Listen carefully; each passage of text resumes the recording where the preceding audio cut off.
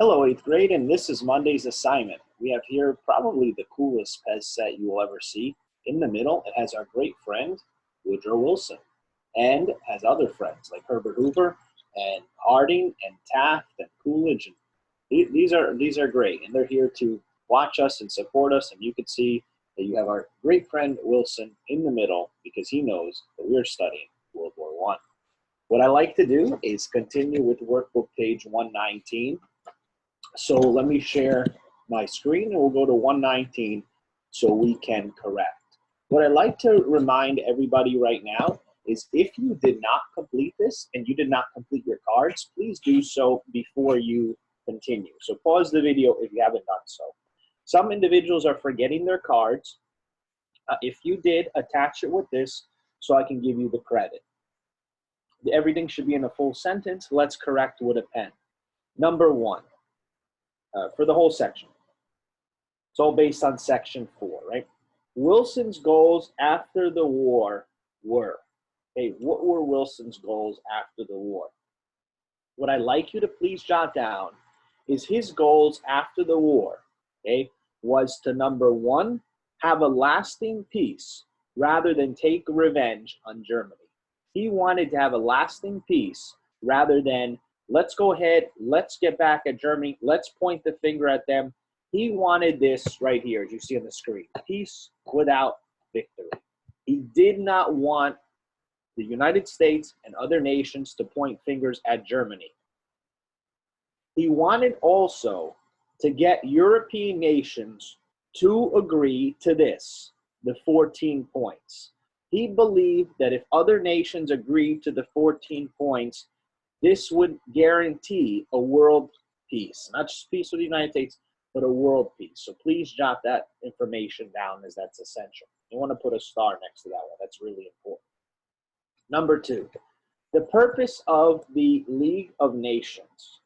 Okay, the purpose of the League of Nations, it was to protect the independence of all nations so that they could live on equal terms of both liberty and safety. It's to protect the independence of all nations so they could live equal terms of safety and liberty.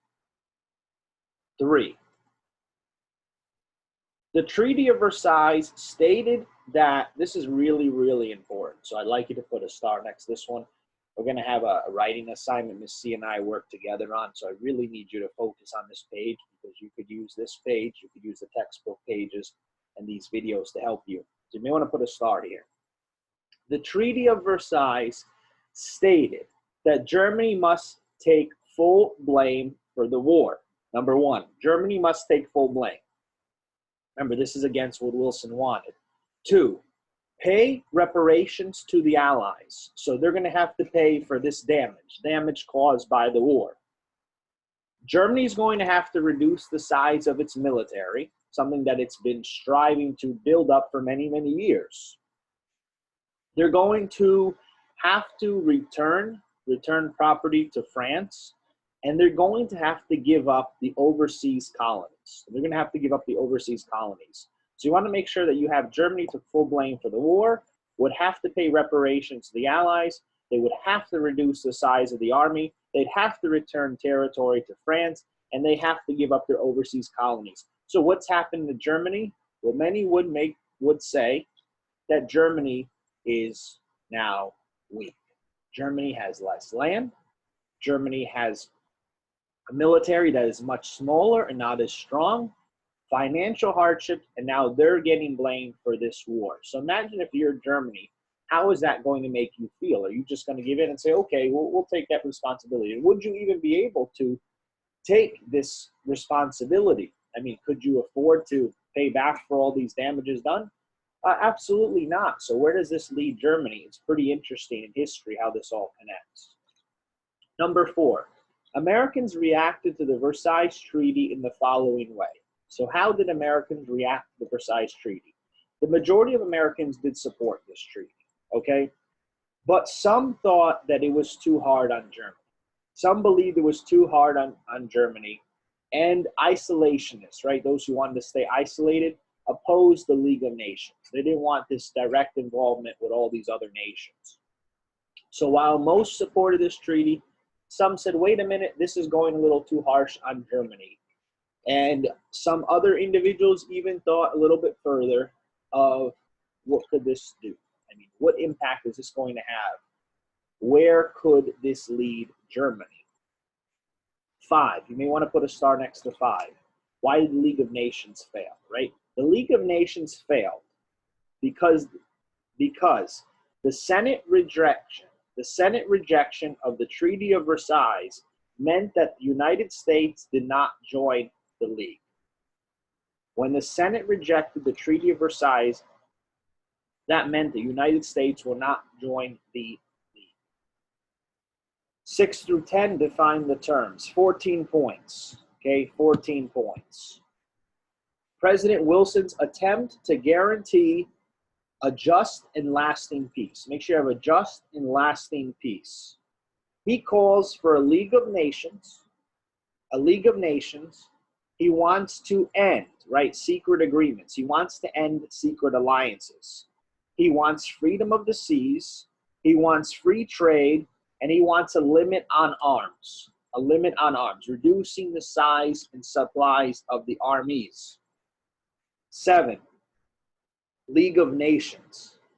This is a proposed organization of nations whose job it would be to protect the independence of all other nations.